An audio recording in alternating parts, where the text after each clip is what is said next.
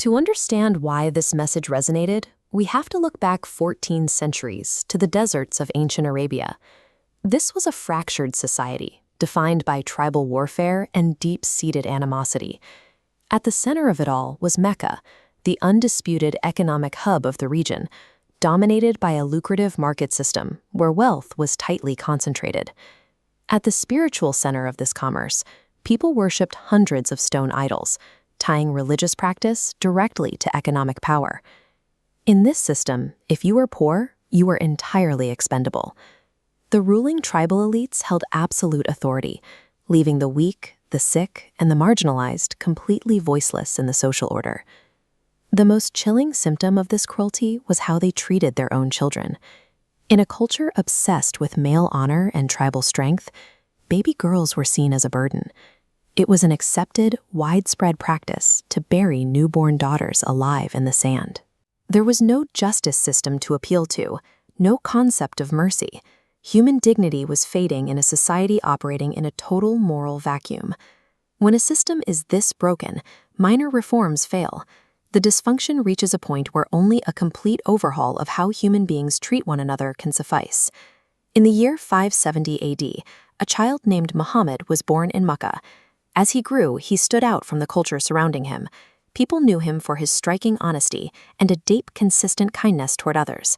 His reputation was so spotless that his peers gave him a specific title, Al-Amin, meaning the trustworthy. Even in a society built on exploitation, he remained uncorrupted. By the time he reached the age of 40, the moral decay of his city pushed him to withdraw. He would climb the steep, rocky slopes of Mount Hira, retreating to a small cave to reflect in silence, physically separating himself from the chaos of Mecca below. It was during one of these quiet retreats that the angel Jibril appeared to him, delivering a single, direct command: Iqra, read. This was the first revelation of the Holy Quran, marking the start of a different message for humanity. Significant shifts in human history rarely begin in palaces or wealthy markets. They often start with a single individual, standing apart from the crowd, equipped with a clear moral vision. The framework Muhammad introduced was uncompromising. He taught that there is only one God, removing the idols from the equation. He tied that singular devotion directly to human action. You must help the weak, speak the truth, and live with active compassion.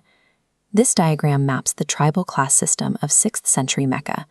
The elite controlled the top, supported by the labor of everyone beneath them. Declaring that every human being has equal value was a direct threat to the wealth and social standing of the ruling council. As this line of equality cuts through the pyramid, it breaks the foundation of the hierarchy. If a wealthy merchant and a person in debt are equal before God, the social structure of Mecca loses its authority. This is why the ruling class fought back. The status quo reacted with force. Beyond verbal insults, Muhammad and his early followers were subjected to systemic persecution, torture, and crippling economic boycotts designed to starve them out. Whenever an ideology demands equity, those holding the power will use everything at their disposal to crush it. For the early Muslims, simply surviving in Mecca became an act of absolute, unyielding defiance. Yet the persecution failed to stop the movement. The teachings bypassed the hostile elites, speaking directly to the marginalized. For the first time, people with no status were told they had infinite worth, and that message of hope spread rapidly.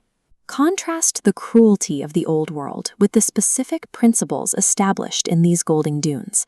Power was no longer found in tribal dominance. Instead, forgiveness was defined as strength, and a simple smile became an act of charity. What started as a rejected claim in a desert valley eventually reached a global scale. Today, the teachings introduced by Muhammad are followed by nearly 2 billion people across every corner of the earth. The words of the Quran didn't stay locked in the 6th century. They continue to guide daily decisions, provide comfort, and inspire human connection every single day.